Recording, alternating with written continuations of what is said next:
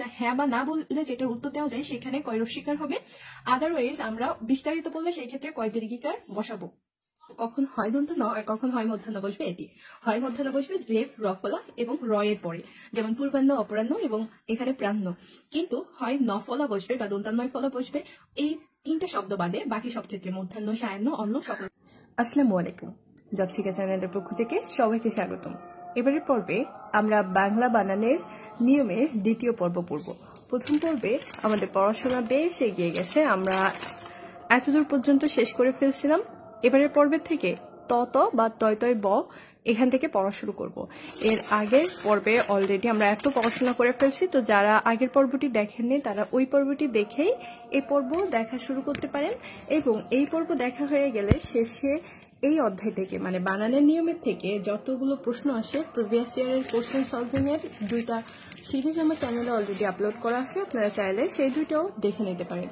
মোট কথা প্রথমে দেখবেন আগের পর্বটা যেখানে নিয়মগুলো শেখানো হয়েছে, এবং এইটা দেখার পরে পরবর্তীতে আরো 2টা দেখবেন কোশ্চেন সলভিং। তাহলে আশা করি বাংলা বানানের নিয়ম থেকে কোনো ধরনের সমস্যা থাকবে না।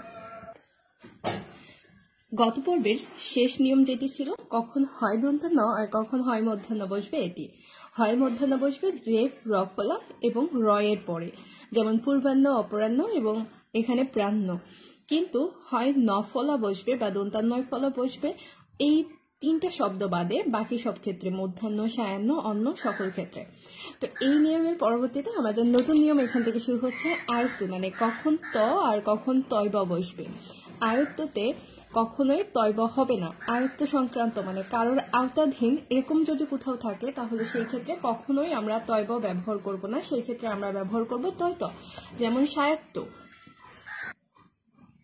সায়ত্ত মানে স প্লাস আয়ত্ত, স মানে নিজে আর আয়ত্ত নিজের আয়ত্তে যা কিছু সেগুলোকে বলা হয় সায়ত্ত।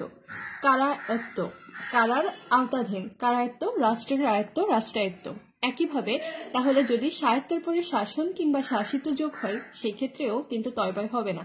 আমাদের প্রচুর পরিমাণে এই স্বায়ত্ত শাসন বানানটি পরীক্ষাতে আসে এবং স্বায়ত্ত শাসিত, এই ক্ষেত্রে আমি এই 2টা আলাদা কালি দিয়ে মার্ক করে রাখছি যাতে করে এই 2টা আমার নজরে পড়ে। দেখেন স্বায়ত্ত দন্তস্বয়কার ইয়া তয় তয়, শাসন বানানে তালবস্যকার দন্তস্বয় দন্তান্ন, এখানে কিন্তু মধ্যাহ্ন নাই, এবং শাসন বানানে তালবস্য আকার দন্তস্বয়কার কিন্তু না। একইভাবে শাসিত বানানেও তাই। কিন্তু সত্ত্বাধিকার, এখানে সত্ত্বাধিকার, সত্ত্বাধিকার বলতে মালিককে বোঝায়, তো এইখানে কিন্তু হচ্ছে আয়ত্ত নাই, এই জন্য এখানে তয় বয় হবে। সত্ত্বাধিকার বানানে দুনশয় বয় তয় বয় আকার ধরসী কায়কার। তো এখানে তয় বয় আকার দিয়ে আরো কি কি শব্দ আছে আপনারা অবশ্যই বলবেন আমাকে কমেন্টে, আমি এখানে লিখে ফেলবো সেই শব্দগুলো, আমি আর একটা ব্যতীত আর খুঁজে পাই নাই, তো আপনারা জানিয়ে দেবেন আর কি কি শব্দ আছে, তাহলে আমি এখানে সংযোজন করে নিতে পারবো। এরপরে আসে কখন কয় রস্যিকারে কি হবে আর কখন কয় দীর্ঘিকারে কি। এখন আমাদের কাছে যদি প্রশ্ন করা হয় তুমি কি পড়ছো, তুমি কি পড়ছো, আমরা হ্যাঁ বা নাতে যখন উত্তর দেবো হ্যাঁ আমি হ্যাঁ মানে পড়ছি হ্যাঁ অথবা না, এই ক্ষেত্রে কয় রস্যিকার হবে। কিন্তু আমি যদি জিজ্ঞাসা করি যে এই শব্দটায় আমি কোন বিষয় পড়ছি বা হচ্ছে কি সম্পর্কে পড়ছি, এটা সম্পর্কে যদি জিজ্ঞাসা করা হয় যে তুমি কি পড়ছো, আমি যদি উত্তরে হ্যাঁ বা না বলে বাংলা পড়ছি বা স্কুলের পড়া পড়ছি হোমওয়ার্ক করছি এই ধরনের কথা বলি তাহলে সেইখানে কয় দীর্ঘিকার। তাহলে এখানে আমরা যদি একটু নিয়মটা একটু খেয়াল করি যে হ্যাঁ বা না বললে যেটার উত্তর দেওয়া যায় সেখানে কয় রস্যিকার হবে, আদারওয়াইজ আমরা বিস্তারিত বললে সেই ক্ষেত্রে কয় দীর্ঘিকার বসাবো। তাহলে এখানে যে তুমি এই কাজটি করছো, তুমি কি স্কুলে যাবে বা এগুলো সব হচ্ছে তুমি কাজটি করছো, আমার জিজ্ঞাসা করা হচ্ছে আমি কাজটি করছি কিনা, হ্যাঁ বা নাতে উত্তর দিতে পারছি, স্কুলে যাবো কিনা হ্যাঁ বা নাতে উত্তর দিতে পারছি, কিন্তু কিভাবে আমরা হ্যাঁ বা নাতে বিস্তারিত বলা লাগছে কি করে একইভাবে। তো এই ক্ষেত্রে কয় দীর্ঘি, তাহলে কয় দীর্ঘের কয় রস্যি পার্থক্যটা, হ্যাঁ বা নাতে উত্তর দেওয়া গেলে কয় রস্যি, না গেলে কয় দীর্ঘি। অনেকগুলো কোশ্চেন পাবেন যে সৌন্দর্য বানানে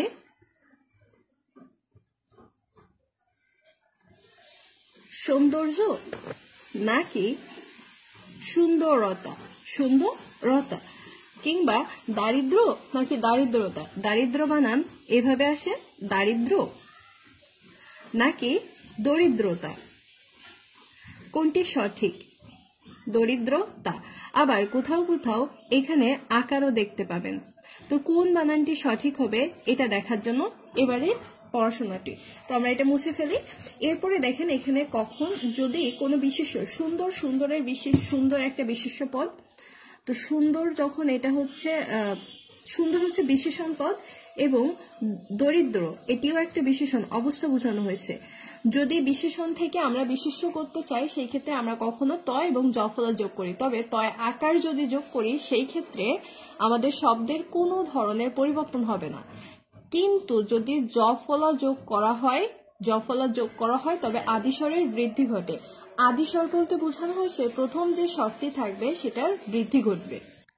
চলেন আমরা একটা উদাহরণ দেখে ফেলি, তাহলে আমাদের কনফিউশনটা দূর হয়ে যাবে। যেমন এখানে দেখেন দরিদ্র বানান দ রস্যি দয় ফোলা, কিন্তু যখন তা হয়েছে এখানে দয় থেকে গেছে।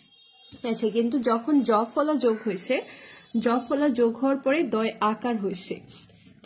এখন আমি এখানে আকার নিচ্ছি, তারপরে এখানে মধু আছে, এখানে ধয় রস্য নিচ্ছি কেন, সরি এখানে আকার নিচ্ছি, মধুতে আকার নিচ্ছি, কিন্তু এখানে সুজনে কেন ঔকার নিচ্ছি, আবার এখানে দয় দীর্ঘি আছে সেই ক্ষেত্রে কেন আমি ঐকার নিলাম। এটা আসলে আমাদের যে প্রত্যয়ের যে নিয়মটা আছে, প্রত্যয়ের নিয়মে আমাদের এখান থেকে হয়েছে। তো আমরা আদিস্বরের পরিবর্তনটা যে নিয়মে হবে আমরা একটু এটা দেখে নিই, বাকি উদাহরণগুলো এরপরে দেখবো। যদি আদিস্বরে অ থাকে, যেমন দ, অ থাকলে কি হবে আ হবে, রস্যই বা দীর্ঘই থাকলে সেটা এ বা ওই হবে। দীনতা দয় দীর্ঘই ছিল এই জন্য এ বা ওই হয়েছে। রস্য বা দীর্ঘ থাকলে ও বা ও হবে, আর যদি রি থাকে সেই ক্ষেত্রে আর হবে। এই নিয়মটা দিয়ে আমাদের পরপর দুইটা নিয়ম শেখা হয়ে যাবে। তো এখানে আদিস্বরের পরিবর্তনের নিয়মটা একটু মনে রাখেন। আমরা অন্য যে উদাহরণগুলো আছে, যেমন সুজন, এখানে রস্য আছে, রস্য থাকলে কি হবে, রস্য বা দীর্ঘ থাকলে দীর্ঘকার হবে। যখন সুজনের পরে তা যোগ হবে, সুজন বানানের পরে শুধু তা যোগ হবে, কিন্তু জফলা আসলে তখন সৌজন্যতা ওটা পরিবর্তন হয়ে আদিস্বরের বৃদ্ধি হয়ে ও হয়ে যাবে, রস্য বা দীর্ঘ ও বা ওতে পরিবর্তন হবে। মধুরতা ম অ আসে, তো যদি জফলা আসে তখন অটা পরিবর্তন হয়ে আকারে চলে যাবে, মাধুর্য। এরপরে যখন ত যোগ হয়েছে মধুর পরে মধুরতাই থেকে গেছে, এখানে কোনো ধরনের পরিবর্তন হয়নি। একইভাবে দীনতা, তা যোগে দীনতা, কিন্তু জফলা আসলে রস্যই বা দীর্ঘইকার পরিবর্তন হয়ে এ বা ঐকার হবে, এজন্য দৈন্য। এরপরে একইভাবে যেহেতু আমরা এখানে বৃদ্ধি পড়লাম আদিস্বরের, এই আদিস্বরের বৃদ্ধি নিয়মে আরেকটি আছে, যদি ইক প্রত্যয় যোগ হয়, ইক প্রত্যয় যোগ হলে তখন আদিস্বরের বৃদ্ধি ঘটে। আমরা সবাই দেখি যে ব্যবহারিক বানানটা আমরা সবাই এভাবে লিখি, বয়জফলা ভ হায়াকার রস্যি ক। এখানে এই বানানটা ভুল, যদি এখানে এই দিকের সঙ্গে আমাদের ইক প্রত্যয় যোগ হয়েছে, কোন প্রত্যয়, ইক প্রত্যয় যোগ হলে আদিস্বরের বৃদ্ধি ঘটে। এখানে জ ফলা জ বা অন্তস্থ জ অটা বৃদ্ধি হয়ে আ হবে। তো এইখানে আমরা যদি এখন উদাহরণগুলো দেখি তাহলে ব্যবহারিক বানানটা আমরা আর কখনো বয়জফলা ব লিখবো না, বয়জফলা আকার ব লিখবো। এখানে আমরা উচ্চারণ ভুল করি ব্যবহারিক, এজন্য আমরা বানানটাও লিখি। যদি আমরা ব্যবহারিক বলতাম তাহলে হয়তো সেই ক্ষেত্রে আমাদের এই ভুলটা হতো না। আমরা প্রথম পর্বেই বলছিলাম যে বানান যখন আমাদের ভুল হওয়ার একটা অন্যতম কারণ হচ্ছে উচ্চারণের ভুল। কিছু কিছু উচ্চারণের ভুল যখন আমরা নিয়মে ফেলতে পারি সেগুলো, কিন্তু যেগুলো আমরা কখনো ঔপন্যাসিক বলি না, আমরা বলি উপন্যাসিক, এটা ভুল উচ্চারণ করি, এটার সঠিক উচ্চারণ হচ্ছে ঔপন্যাসিক। তো আমরা এখন উদাহরণগুলো একটু দেখি। সমসময়ের পরে যখন ইক হবে তাহলে সমসাময়িক, আমরা এটা উচ্চারণের সময় কিন্তু সাময়িক বলি, এই আকার বলা যাবে না, বা এটা কিন্তু বানানে এখানে ভুল হচ্ছে। তাহলে আমরা কি বলবো, সমসাময়িক। এরপরে দেখেন ব্যবহার যোগ ইক, ব্যবহারিক, তারপরে ইত যোগ হলে তখন কিন্তু ব্যবহৃত, এখানে কিন্তু আদিস্বরের কোনো পরিবর্তন ঘটেনি, কিন্তু ব্যবহারিকে আদিস্বরের পরিবর্তন ঘটছে। একইভাবে আমরা যদি দেখি অভ্যন্তরীণ, এখানে আমাদের একটা বাক্য যে শুদ্ধি আছে যে এটা আমাদের পরিবারের আভ্যন্তরীণ বিষয়, আভ্যন্তরীণ হয় না। ঋণ যোগ থাকলে তখন দীর্ঘয় দন্তান্ন যদি যোগ হয় সেই ক্ষেত্রে অভ্যন্তরীণ হবে, আর যদি ইক প্রত্যয় যোগ হয় রস্যই ক হয় তখন হবে আভ্যন্তরিক। খেয়াল রাখবেন, এটা যেন প্রয়োগ অপ্রয়োগ বা বাক্য শুদ্ধিকরণ একটা চ্যাপ্টার আছে, সেটা ইন্টারমিডিয়েটও আছে এবং হচ্ছে বিভিন্ন জবের ক্ষেত্রেও আছে, আবার অ্যাডমিশনের ক্ষেত্রেও। তো এই শব্দটা কিন্তু প্রচুর আসে, এখান থেকে এই দুইটা খুবই গুরুত্বপূর্ণ এবং ঔপন্যাসিক। তাহলে এখান থেকে দেখেন আভ্যন্তরীণ হবে না, অভ্যন্তরীণ হবে, কিন্তু আভ্যন্তরিক হবে।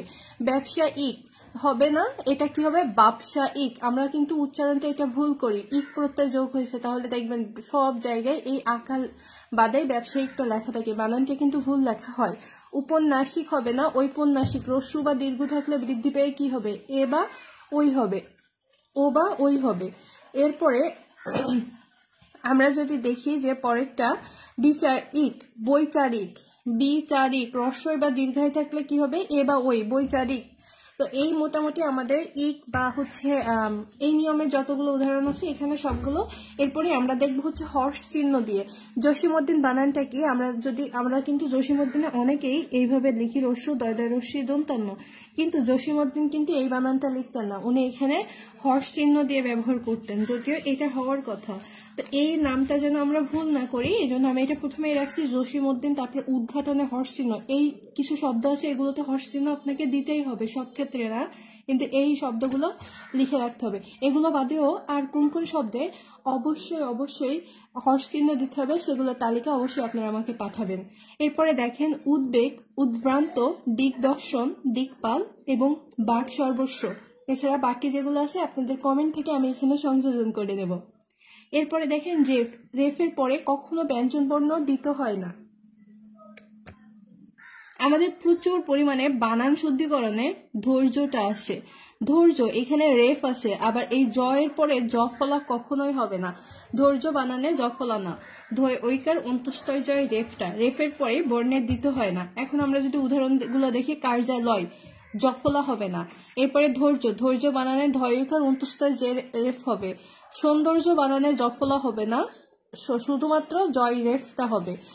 কিন্তু ব্যতিক্রম আছে সৌহার্দ্য, সৌহার্দ্য এখানে দেখেন রেফ এবং জফলা। তো এটা এই নিয়মে, কিন্তু বাকি নিচে যেগুলো লিখছি মূলত এইটার নিয়ম অনুযায়ী ব্যতিক্রম, যে এগুলো হচ্ছে রেফ থাকার পরে জফলা, এটা আসলে কিন্তু দিতে হয়নি। এখানে থ আছে, থর পরে জফলা, এখানে কিন্তু দিতে হয়নি। তাহলে সৌহার্দ্য, এরপরে সামর্থ্য, অর্ঘ্য, দৈর্ঘ্য এবং নৈবেত্তিক এবং মর্ত সবগুলোতে রেফের পরে জফলা হয়েছে, কিন্তু ধৈর্য এবং সৌন্দর্য কার্যালয় এখানে জফলা হবে না। সৌহার্দ্যতে রেফ থাকার পরেও কিন্তু জফলা হয়েছে। তো এই মোটামুটি আমাদের জফলার যে নিয়মগুলো ছিল। পরবর্তী নিয়মে চলে যাই আমরা। বিসর্গ সংক্রান্ত যে নিয়ম, বিসর্গ এর পরে ক, খ, গ, প, ক্ষীয়, তালবস্য, দন্তস্য এই 6টি বর্ণ থাকলে বিসর্গ বহাল থাকবে, কিন্তু শব্দের শেষে কখনো বিসর্গ হবে না। তাই ক্রমশ বানানে ক্রমশ তালবস্য থেমে যাবে, বিসর্গ হবে না। বস্তুত্বর পরে বিসর্গ হবে না, একইভাবে মূলতর পরে বিসর্গ হবে না। এগুলো আমি কেটে দিলাম, হ্যাঁ, যাতে করে এগুলো আমার মনে থাকে যে এগুলো হবে না। ক্রমশ, বস্তুত্ব এবং মূলত এগুলো সবগুলো শেষে বিসর্গ আছে, শব্দের শেষে কখনোই বিসর্গ হবে না। একইভাবে তাহলে কোন কোন ক্ষেত্রে হবে? যে শব্দের বিসর্গের পরে যদি ক, খ, প, তালবস্য, মধ্যাংশ এবং ম থাকে সেই ক্ষেত্রে বিসর্গ হবে। যেমন মনক্ষুণ্ণ, ক্ষীয় আছে, ক্ষীয়র আগে বিসর্গ হবে। হত পূর্বে, প আছে, প এর পূর্বে বিসর্গ হবে। উচ্চ স্বরে দন্তস্ব আছে, তখন বিসর্গ হবে। আমরা সবাই জানি, আমরা ছোটবেলা থেকে একটা বানান পড়ে আসছি গরু বানানে গ রয়রস্য, কিন্তু এখন কিন্তু গরু বানান গৌকার রয়রস্য হয়ে গেছে। একইভাবে ঈদ বানানে আমরা পড়তাম দীর্ঘয় দ, ঈদ, কিন্তু এখন ঈদ বানান কিন্তু রস্বয় দ। তাহলে ঈদ মোবারক যখন লিখবেন হাতে, অনেক সময় মেহেদি দিয়ে আমরা কিন্তু লিখি, তো ঈদ বানানে রস্বয় দ ব্যবহার করবেন। একইভাবে ইগল, ইগল শব্দটা এটা কিন্তু দীর্ঘয় গ হবে না। আমরা ছোটবেলা থেকে বইতে পড়ছি বা বিভিন্ন জায়গায় দীর্ঘয় গ ল, তো এটা এখন হয়ে গেছে রস্বয় গ ল। আরেকটা মজার ব্যাপার, ব্যাং আমরা সবসময় পড়ছি বয়জফলা আকার উঙ, কিন্তু এখন কিন্তু ব্যাং বানান বয়জফলা আকার অনেকস্বর। তো এখানে দেখেন আমি লাস্ট যে শব্দটা লিখছি অনেকস্বর এবং হচ্ছে উম, এই সংক্রান্ত যতগুলো প্রবলেম আছে আমরা এই পর্বে সমাধান করব, বা এবার আমরা ওই সংক্রান্ত তথ্য পড়বো। এটা কিন্তু খুবই গুরুত্বপূর্ণ। এখানে যতগুলো শব্দ আছে ম্যাক্সিমাম আমরা ভুল লিখি সব জায়গায় বা সব ক্ষেত্রে। তাহলে অনেকস্বর ভার্সেস উম সংক্রান্ত। ইগল, ইগল একটি ইংরেজি শব্দ, তাই রস্বয় গল হবে, এইটা কিন্তু দীর্ঘয় গল হবে না। ব্যাং বানানে আমরা এখন থেকে আর উম ব্যবহার করব না, অনস্বর ব্যবহার করব। গরু বানানে এই বানানটা আর ব্যবহার করব না, গ উকার রয় রস্যিটা ব্যবহার করব। চলেন এবার নিয়মে চলে যাই। শব্দের শেষে প্রাসঙ্গিক ক্ষেত্রে সাধারণত অনুস্বার ব্যবহার করা হয়, তবে যদি অনুস্বরের সাথে স্বরের সংক্ষিপ্ত রূপ বা কার বসালে উম হবে। এখন স্বরের সংক্ষিপ্ত রূপ বলতে কি হয়, ব্যাং বানান এটা, কিন্তু আমি যদি বলি ব্যাঙের ছাতা, ব্যাঙের ছাতা, তখন আমি অনেক স্বরের ওপরে আমি এখানে একার দিতে পারবো না। আমরা জানি কি অনেক স্বর নিজেই একটা পরস্পরায়ী বর্ণ, এটা একটা অর্ধবর্ণ হয়ে যায় হয়ে, তাই এখানে কিন্তু আমরা এই একার দিতে পারবো না, সেই ক্ষেত্রে উমকার উমটা চলে আসবে। তাহলে যদি মানে যে 10টা কার আছে, কারের একটা কারও যদি অনুস্বারের সঙ্গে ব্যবহার হয় সেক্ষেত্রে সেটা উম হয়ে যাবে। আমরা উদাহরণগুলো দেখি। গাঙের, গাং বানানটা হবে গয়াকার অনেক স্বর, কিন্তু গাং এর হলে গয়াকার উময়কাররা। বাংলা, বাংলা বানান অনেক স্বর, কিন্তু বাঙালি বানানে উময়কার। একইভাবে ব্যাং বানানে অনেক স্বর, কিন্তু ব্যাঙের ছাতা যদি বলি তখন উময়কার। ঢং বানানে অনুস্বর, কিন্তু ঢঙ্গি তখন উময় রস্যিকার। রং বানানে অনেক স্বর, কিন্তু রঙিন। দেখবেন রং বানানে সব জায়গায় বেশিরভাগ এই রংটা ব্যবহার করে, এই বানানটা ভুল। মানে বর্তমান সময়ে এটা বাংলা একাডেমির যে নতুন অভিধান সেই অনুযায়ী, আর যেহেতু নতুন অভিধান পরিবর্তন হয়েছে তাহলে আমাদের পুরাতন বানানগুলো ব্যবহার করা যাবে না। এরপরে সাধারণত ক খ গ ঘ এবং ক্ষিয় এর পূর্বে নাসিক্য বর্ণ যুক্ত হলে সেই ক্ষেত্রে উম লিখতে হবে। আমরা এখনো পর্যন্ত বেশিরভাগ ক্ষেত্রে অঙ্ক বানান এটা লিখি, কিন্তু আমরা আজকের পর থেকে আর অঙ্কের এই বানানটা লিখবো না, আমরা অঙ্ক বানান লিখবো অ উময় কয়। তাহলে আমরা কি বললাম, যদি অনেকসারের পরে যদি ক খ গ ঘ এবং ক্ষিয় আসে সেই ক্ষেত্রে আমরা উম লিখবো। তাহলে অঙ্ক বা অঙ্কন বানান এটা ভুল, অ উময় কয় আর অ উময় কয় দন্তান্ন। একইভাবে সবগুলো একই হবে, যেমন আমরা একটু পড়ে নেই। আশঙ্কা এখানে উময় কয় হবে, শঙ্কাও উময় কয়, বঙ্ক এবং সঙ্গ এখানে গ খ আসছে, তার মানে এখানেও শঙ্খতে উময় ক্ষয় হবে। একইভাবে সর্বাঙ্গীনে উময় গয় রশ্মি দন্তান্ন, এই বানানটা একটু খেয়াল রাখেন, এই দুইটা খুবই আসে। হ্যাঁ, তাহলে সর্বাঙ্গীনে উময় গয়ের দীর্ঘি দন্তান্ন, এখানে কিন্তু দীর্ঘিকার। হ্যাঁ, একইভাবে আকাঙ্ক্ষাতে খিয়াই উময় আকার, এখানে খ হবে না। শৃঙ্খলা বানানে শৃঙ্খলা, তারপর রি উময় ক্ষয় দয়াকার, উময় ক্ষয় দয়াকার। তো এই আমাদের কিন্তু ব্যতিক্রম আছে এখানে। দেখেন, যদি সন্ধির প্রথম শব্দ যদি সন্ধির নিয়মে গঠন হয়, আমরা বলছি কি ক খ গ ঘ এবং খিয়া এর আগে সাধারণত উম ব্যবহার হয়। আবার দেখেন এখানে আমি অহংকার বানান কি লিখছি, অ হ উময় কয়াকার র। কেন এই বানানটা সঠিক হবে না, কারণ এই অহংকার শব্দটা গঠিত হয়েছে সন্ধির নিয়মে, আর সন্ধির প্রথম বর্ণের শেষে যদি ম থাকে এবং তারপরে যদি কক এই শব্দগুলো আসে তাহলে সেই ক্ষেত্রে ওইটা বহালই থেকে যাবে, এই বানানটা ভুল। আমরা করি যে বানানের নিয়ম যখন পড়ি বা বানান শুদ্ধিকরণ করি, আমরা শুধু এক একটা বানান পড়ে যাই, সেই ক্ষেত্রে ভুল হয় আমাদের, বা ভুলে যাওয়ার পসিবিলিটি অনেক বেশি থাকে। তাই একই নিয়মগুলো এবং একই নিয়মের ব্যতিক্রম নিয়মগুলো যদি এইভাবে তালিকা করে পড়া হয় তাহলে কিন্তু আমাদের ভুল হওয়ার পসিবিলিটি অনেকাংশে কমে যায়। আর আমরা যখন তালিকা করব খাতায় সেই শব্দগুলোই লিখবো যেগুলো বারবার আসে, তাহলে আর ভুল হবে না। এখানে আরো অনেক উদাহরণ ছিল, আমি সেগুলোর কোনোটাই নেইনি, যেগুলো শুধুমাত্র বেশিরভাগ আসছে সেগুলো আমি এখানে সংযোজন করছি।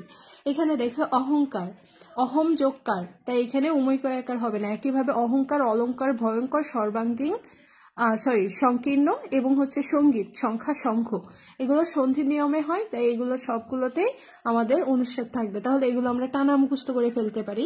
অহংকার, অলংকার, ভয়ঙ্কর, অহংকার, অলংকার, ভয়ঙ্কর, সংকীর্ণ সঙ্গীত, শঙ্খ, সংখ্যা, সংকীর্ণ সঙ্গীত, শঙ্খ, সংখ্যা। আবার বলি, অহংকার, অলংকার, ভয়ঙ্কর, সংকীর্ণ সঙ্গীত, শঙ্খ, সংখ্যা। তো এইগুলো বাদে বাকি সবগুলো একই নিয়মে আসছে, তাহলে আমরা এগুলো শিখে ফেললাম কখন অনেকসার আর কখন উম ব্যবহার হবে। পরবর্তীতে এখানে একটা নিয়ম লেখা আছে, বিদেশি শব্দে কখনো দন্তান্নের পরিবর্তে মূর্ধন্য হবে না, চয়ের পরিবর্তে স হবে না এবং দন্তস্বয়ের পরিবর্তে মূর্ধন্য স হবে না। তো আমরা সব সময় বিদেশি শব্দগুলোতে দন্তস্ব, দন্তান্ন এবং চ এই শব্দগুলো ব্যবহার করব। দেখেন এখানে হর্ন, হর্ন শব্দে আমরা বেশিরভাগ বইয়েও দেখবেন হ মধ্যাহ্নের রেফ দেওয়া বা কর্নারে মধ্যাহ্নের রেফ আকার দেওয়া, ভুল বানান দেওয়া আছে, কর্নেলে মধ্যাহ্নের রেফ একার দেওয়া। একদম এই তিনটা বানান চোখের সঙ্গে ভালো করে দেখে নেন, এই তিনটা যদি কোথাও মধ্যাহ্ন দেখেন সেটা ভুল, কারণ হর্ন এটা বিদেশি শব্দ, কর্নার বিদেশি শব্দ, কর্নেল বিদেশি শব্দ। বিদেশি শব্দে মূর্ধন্যের ব্যবহার কোথাও নেই। এরপরে আছে দিকে সমিল। সমিল বলতে যেখানে কাঠ কেটে গাছ থেকে তক্তা তৈরি করে, সমিল এটা একটা কারখানার নাম, তাই এটা বিদেশি শব্দ, এটা দন্তস্ব হবে, তালবস্য হবে না। একইভাবে স্টার তারা বিদেশি শব্দ, মাস্টার বিদেশি শব্দ, ডাস্টার বিদেশি শব্দ, ইনসান হচ্ছে এটা ফার্সি অথবা আরবি শব্দ, এটাও বিদেশি শব্দ, তাই এখানে তালবস্য আকার হবে না। বাস স্ট্যান্ড এটাও বিদেশি শব্দ, স্টোর স্টার সবগুলোই হচ্ছে বিদেশি শব্দ। বিদেশি শব্দে কখনো মধ্যাংশ বা মূর্ধন্য হবে না। আপনারা আরো এই মধ্যাংশ এবং মূর্ধন্যের ব্যবহার যখন সত্যবিধান নত্যবিধান চ্যাপ্টারটা পড়বেন সেই ক্ষেত্রেও আরো বেশি ক্লিয়ার হয়ে যাবে। কিছু কিছু স্বভাবতই মূর্ধন্য হয় যেগুলো বিদেশি শব্দ হওয়া সত্ত্বেও, কিছু কিছু স্বভাবতই মধ্যাংশ হয়, তো এগুলো আমাদের মুখস্থ করে রাখতে হবে। 40টা চাণক্য মাণিক্যগণ, বাণিজ্য লবণ মন, এগুলো হচ্ছে বিদেশি শব্দ হওয়া সত্ত্বেও স্বভাবতই মূর্ধন্য হয়। তো এইগুলো বাদে সাধারণত বিদেশি শব্দের ক্ষেত্রে কখনোই মূর্ধন্য বসে না। এরপরে আসি তৎসম শব্দে। তৎসম শব্দে ইকার এবং রস্যকার হবে, দীর্ঘয় বা দীর্ঘকার হবে না। তাহলে দেখেন আমরা সবাই বিরিয়ানি খেতে পছন্দ করি, কিন্তু বিরিয়ানি বানানটাই কিন্তু ম্যাক্সিমামই দন্তান্বয় দীর্ঘ দেয়, এই বানানটা কিন্তু আমরা ভুল করি। তো বিরিয়ানি বানানে আজকের পর থেকে আর কেউ দীর্ঘ দেবেন না, হ্যাঁ, যেটা খাবেন যেটা পছন্দের জিনিস সেটা আমরা সবাই সুন্দর করে লিখবো বা সুন্দর করে গুছিয়ে রাখবো। তাহলে বিরিয়ানি বানানে রস্যিকার হবে। দেখেন দূরবীন এটি একটি বিদেশি শব্দ, আমরা প্রথম পর্বেই বলেছিলাম যে এখানে দূরবীন বানানে দয় দীর্ঘ হবে না, এটা দয় রস্যু হবে না, এটা হচ্ছে দয় দীর্ঘ, দূরের জিনিস বোঝায়। ওখানে আমি এই বানানটা ভুল রাখছিলাম আর এখানে এই বানানটা ভুল রাখছি, যাতে করে একই শব্দ আমরা প্র্যাকটিস করতে পারি। ওখানে বয় দীর্ঘিকা দিয়েছিলাম আর পরবর্তীতে কারেকশন করে দিয়েছিলাম যাতে করে এটা যেন মনে থাকে, কারণ দূরবীন শব্দটা দেখলাম অনেক জায়গায় আছে। তাহলে দূরবীন আমরা দয়রস্যু বয়রস্যি দন্তন্য লিখবো না কিংবা বয় দীর্ঘি লিখবো না, আমরা দূরবীন বানানটা এরপরের থেকে সবাই এই বানানটা লিখবো, দয় দীর্ঘ র বয়রস্যি মধ্যাহ্ন না দন্তান্ন। এটা একটু শক্তপোক্ত হয়, আমরা কখনো কখনো মানে উচ্চারণটা একটু বেশি জোর দিয়ে করাই, আমরা এখানে মধ্যাহ্ন এবং দীর্ঘিকার ব্যবহার করি। আবার দূরবীনে দয়রস্যকার দেই, দূরত্ব কিছু বুঝালে কোনো প্রত্যেকটা দয়রস্যকারে দয় দীর্ঘ হবে, আর যদি দূরত্ব বাদে অন্য কিছু বুঝায়, দুর্গা দুর্লভ তারপরে হচ্ছে দুর্নীতি এই ধরনের শব্দতে দয়রস্য হবে, কিন্তু দূরত্ব দূর দূরে দূরবীন এইগুলোর ক্ষেত্রে দয় দীর্ঘ হবে। এর পরবর্তীতে কারণ হচ্ছে বিরিয়ানি হচ্ছে ফার্সি শব্দ, বিরিয়ানি এই জন্য আমরা বয় রস্যিকার ব্যবহার করব না, দীর্ঘিকার ব্যবহার করব না। কাহিনী রস্যিকার, বাসি রস্যিকার, বাঙালি রস্যিকার।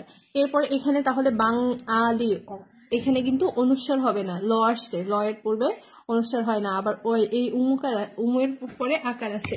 বাংলা বানানটা আমরা কি লিখি, বয়কার অনেক শেয়ার লাকার। আমরা একটু আগেই পড়লাম যে যদি এখানে অনেক স্বরের সঙ্গে কার যোগ হয় তখন সেটা উমু হয়ে যায়। তারপরে বাড়ি বিড়ি বুড়ি বিবি বোমবাজি ভারী, মানে অত্যন্ত যদি বুঝায় তখন রস্যিকার হবে অনেক বেশি। মাস্টারি রানী তৎসম শব্দ, তাহলে রানী যদি কোথাও দেখেন মধ্যাহ্নে রস্যিকার দেওয়া বা দীর্ঘিকার, আমি অনেক বইতে দেখেন এখনো পেয়ে যাবেন যে রানী বানানটা এইভাবে দেওয়া মধ্যাহ্নে দীর্ঘিকার, এই বানানটা ভুল আছে, এটি তৎসম শব্দ, তাই রানী বানানটা রয়াকার দন্তানে রস্যিকার হবে। রূপালী, কিন্তু রূপালী ব্যাংক বললে দীর্ঘিকার হবে। রেশমি শাড়ি সরকারি সিন্ধি বা সন্ধি বানানেও, এবং হিন্দি। এরপরে আসে হিয়ালি গির্জা গিন্নি বানানটা প্রচুর আসে, তাই গিন্নি বানানটা গরস্যি দন্তান্ন নৈরস্যি দুইটাই রস্যিকার হবে। এরপরে শব্দের শেষে যদি দন্তস্ব থাকে আর দন্তস্ব থয় কখন বলবে, দন্তস্ব ত যখন থাকবে তখন যদি এটা বাদ দিলে দন্তস্বটা তখন হবে যদি এই শব্দটা বাদ দিলে একটা পূর্ণ অর্থ প্রকাশ করে, আর দন্তস্ব থ তখন হবে যদি এটা বাদ দিলে কখনো পূর্ণ অর্থ প্রকাশ না করে। যেমন স্থল বানানে আমাদের দন্তস্ব থ হবে। এখন যদি আমি বলি অন্তস্থ, দন্তান্বয় তয় দন্তস্ব ত হবে, কারণ এখানে দেখেন দন্তস্ব ত বাদ দেওয়ার পরেও কিন্তু আমাদের অন্ত শব্দটা থেকে যাচ্ছে, কিন্তু স্থলে দন্তস্ব থ বাদ দিলে কিন্তু কোনো অর্থ থাকতেছে না। তাহলে এই ক্ষেত্রে আবার অন্তস্থ বানানে কিন্তু এখানে হচ্ছে অনেক ক্ষেত্রে শেষে বিসর্গ দেওয়া থাকে, এটাও কিন্তু ভুল আছে, এখানে হবে বিসর্গটা। হ্যাঁ, তাহলে এই হচ্ছে আমাদের মোটামুটি প্রায় শেষের দিকে, আর একটা নিয়ম পড়লে আমাদের শেষ হয়ে যাবে। তারপরে আমাদের সবচেয়ে যে গুরুত্বপূর্ণ টপিকটা আছে যে মুমূর্ষ সমীচীন মরীচিকা এই ধরনের যে প্রবলেমগুলো আছে ওইগুলো আমরা সলভ করব এবং আমরা চেষ্টা করবো ওইগুলো মনে রাখার জন্য একটু কৌশল করে। তো যারা একেবারে শেষ প্রান্তে আসেন একদম লাস্টে কিন্তু চমক থাকতেছে, যেগুলো থেকে আপনি মিনিমাম একটা বা দুইটা প্রশ্ন কমন পাবেনই। এরপরে দেখেন তৎসম, তৎসম শব্দের শেষে করণকৃত, ভবনভূত প্রভৃতি থাকলে দীর্ঘিকার হবে। দেখেন অঙ্গি, অঙ্গি একটা তৎসম শব্দ ভূত আছে, তাহলে অঙ্গি রসিকার থেকে যাবে। করণ আত্মি, আত্মীকরণ বা আত্মীকৃত দীর্ঘিকার হবে। দূরীকরণ দীর্ঘিকার হবে। দূরত্ব বোঝানো হয়েছে মানে দূর করে দেওয়া, এই জন্য কিন্তু দয় দীর্ঘি বোঝানো হয়েছে। দূরীকরণ মানে বাইরে দূর করে দেওয়া। দূরীকৃত একই, এখানে কৃত এখানে দীর্ঘিকার, আর দূরত্ব বোঝানোর কারণে এখানে দীর্ঘকার হয়েছে। এরপরে দূরীভূত মিশে যাওয়া। নাসিকি ভবন নিরস্ত্রীকরণ, নিরস্ত্রীকৃত। বশীকরণ বশীভূত, বাষ্পীকরণ বাষ্পীভূত, শুদ্ধিকরণ শুদ্ধিকৃত এবং সমীকরণ বা সমীকৃত, সবগুলোই দীর্ঘিকার হবে। আমাদের মোটামুটি যেগুলো লিখিত নিয়ম ছিল সেগুলো সব শেষ হয়ে গেছে, প্রায় 4-5 পেজ আমরা পড়ে ফেললাম। দেখেন হচ্ছে আমরা যদি ইসের প্রশ্ন দেখি ইন্টারমিডিয়েটে, তাহলে সেই ক্ষেত্রে দেখা যায় সরাসরি হচ্ছে বাংলা বানানের নিয়ম করতে বলে, যে এই বাংলা বানানের নিয়মগুলো লেখেন। তো অনেক সময় আমরা অনেক লিখেও দেখা যায় ওই ক্ষেত্রে ভুল হলে কিন্তু আমাদের, যেমন এখানে বাংলা একাডেমি প্রণীত বা প্রবর্তিত বাংলা বানানের প্রধান নিয়মগুলো লিপিবদ্ধ করেন, এখানে আপনি এতগুলো লেখার পরে 5 মার্ক পাবেন। কিন্তু এই নিয়মগুলো যদি শিখে আপনি শুধুমাত্র 5টা বানান শুদ্ধি করে লিখতে পারেন, যেমন এখানে যে কোনো 5টি বানান শুদ্ধকরণ, তো এখান থেকে আপনি যদি যে কোনো 5টা বানান শুদ্ধি করে লিখতে পারেন তাহলে কিন্তু আপনি সেই একই 5 মার্ক পাবেন।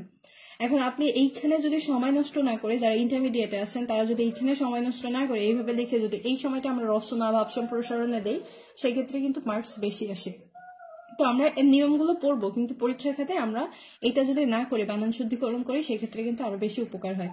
তো আমরা এরপরে হচ্ছে দেখেন প্রত্যেকটাতে যে এই যে বুদ্ধিজীবী, তারপরে হচ্ছে এখান থেকে আমরা যদি কিছু দেখাই, আমরা এই যে পর্বটা দেখেন বিভীষিকা, পিপীলিকা, তারপরে হচ্ছে প্রতিযোগিতা, কখন কয়টা রস্যিকার কয়টা দীর্ঘিকার হবে, রস্যি দীর্ঘি বাদে দেখেন আপনি এই যে মুমুষ্ট, পিপীলিকা, এরপরে দেখেন হচ্ছে মনীষী, বুদ্ধিজীবী, শ্রদ্ধাঞ্জলি, এগুলো কেন হবে অলরেডি কিন্তু আপনারা বলে ফেলতে পারছেন, যারা অলরেডি 2টা ক্লাস করে ফেলছেন তারা কিন্তু এই বানানগুলো বলতে পারতেছেন বা কেন হলো এটা মনে করতে পারতেছেন। তবু আমি এখানে এক জায়গায় করে রেখেছি, যেমন কোনগুলোতে সবগুলোতে রস্যিকার হবে, কোনগুলোতে সবগুলোতে রস্যকার হবে, আমি এখানে একটা চার্ট করছি। তো এবার শুরু করি এই পর্বটি।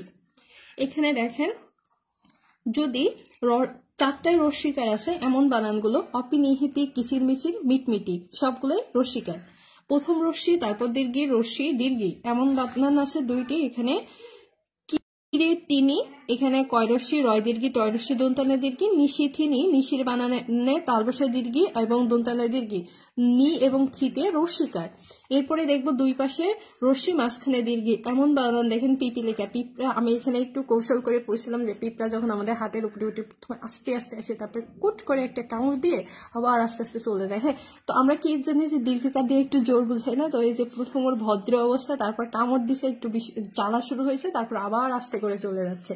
তো পিপীলিকা বানানে প্রথম রস্যি, দীর্ঘি, রস্যি। এরপরে বিভীষিকা, বিভীষিকাও দেখবেন যে প্রথমে আপনি হচ্ছে একটু যখন কোনো একটা কিছু খারাপ পরিস্থিতি আসে, প্রথমে ঠান্ডা থাকেন, তারপর হঠাৎ করে যখন আপনার আইডিয়া আসে যে এই খারাপ পরিস্থিতি থেকে বের হবো কি করে, তখন আপনি কাজ করেন একটু ফোকাস দিয়ে, তারপরে যখন সে বের হয়ে যান তখন আবার আপনি শান্ত হয়ে যান। বিভীষিকাও রস্যি, দীর্ঘি এবং রস্যি। তারপরে নির্মিলিত, নির্মিলিতও একই, রস্যি, দীর্ঘি, রস্যি এবং নিপীড়িত, নিপীড়িত, রস্যি, দীর্ঘি এবং রস্যি। এখানে নিপীড়িত জাতি বোঝায়, তাই না? দেখেন যে হচ্ছে যাদের একটু শক্তি বেশি তারা হচ্ছে শান্তশিষ্ট মানুষের উপর নির্যাতন করে, নির্যাতন করার পরেও কি হয়, তারা আবার শান্ত থেকে যায়, তাহলে নিপীড়িত। যখন পড়বেন এরকম যদি কোনো কিছুর সঙ্গে একটু মিলায় মিলায় পড়ে নেন যেগুলো হচ্ছে বেশি কনফিউশন তৈরি করে, তাহলে কিন্তু সেগুলো বেশি মনে থাকে। এরপরে দেখেন হচ্ছে দীর্ঘই আর দীর্ঘিকার। এখন দেখেন আমাদের প্রথমটা আছে শারীরিক, তাই না? শারীরিক বলতে আমাদের শরীরে, আমাদের জীবনের প্রথম পর্যায়ে আমরা খুব সুস্থ থাকি, তারপর আস্তে আস্তে আমরা নিস্তেজ হয়ে যায়, তাহলে এই যে শারীরিক। মরিচিকা, মরিচিকা মানে কি বোঝায়, যে মরুভূমিতে আপনি হচ্ছে বালুর মধ্যে হঠাৎ করে মনে হবে যে এখানে হচ্ছে পানি আছে, তো প্রথমে আপনার আশা হবে, আপনি ঠিক ওই জায়গায় যেয়ে দেখবেন যে ওইখানে পানি নেই, তখন আপনি নিরাশা হয়ে যাচ্ছেন। এই যে আশা একদম প্রথমে অনেক বেশি, তারপরে নিরাশ হয়ে যাচ্ছে। মরিচিকা, দীর্ঘিকা, রস্যিকা। প্রতীতি, প্রতীতি, তয় দীর্ঘি, তয় রস্যি, প্রতীতি, কিন্তু তিতিক্ষা বানানে 2টাই রস্যিকার। এরপরে দেখেন কণিকা, কণিকা, দন্তানের মধ্যাহ্নের দীর্ঘি, দন্তানের রস্যিকা একার। দুধিসি, ধয় দীর্ঘি, চয়রস্যি, দুধিসি। দধিসি, দধিসি বানানে ধয় দীর্ঘি চয়রস্যি। এরপরে আসছে দেখি বিচি বানানে বয় দীর্ঘি চয়রস্যি, বিথি বানানে বয় দীর্ঘি থয়রস্যি। বিথি নামে যারা আছে এরপরে থেকে নামের বানানে হচ্ছে বয়রস্যি থয়রস্যি লিখবেন না, অবশ্যই সঠিক বানানটা লিখবেন, বয় দীর্ঘি থয়রস্যি। এরপরে আসছে কি অতীন্দ্রিয়, তয় দীর্ঘি দন্তানে দরফলা রস্যি ইয়া, বাল্মীকি। এই বানানটা এতবার আসছে এখান থেকে, এইগুলো খুবই আসছে। তো এইটা দেখবেন বাল্মীকি বানানে প্রথম দীর্ঘি তারপর রস্যি, বাল্মীকি প্রথম দীর্ঘি তারপর রস্যি। আর এখানে দন্তান্বয় না, কিন্তু এটা লয় মই, বাল্মীকি। এরপরে দেখবো সমীচীন, এখানে প্রত্যেকটা বানান সমানভাবে গুরুত্বপূর্ণ, অনেকবার আসছে পরীক্ষাতে। সমীচীন এই বানানগুলো প্রত্যেকটা একটা দীর্ঘি হবে। সমীচীন, উদিসি, প্রতিসি, ভাগীরথী, তারপরে গরীয়সী, হরিতকী, মনীষী এবং পটীয়সী।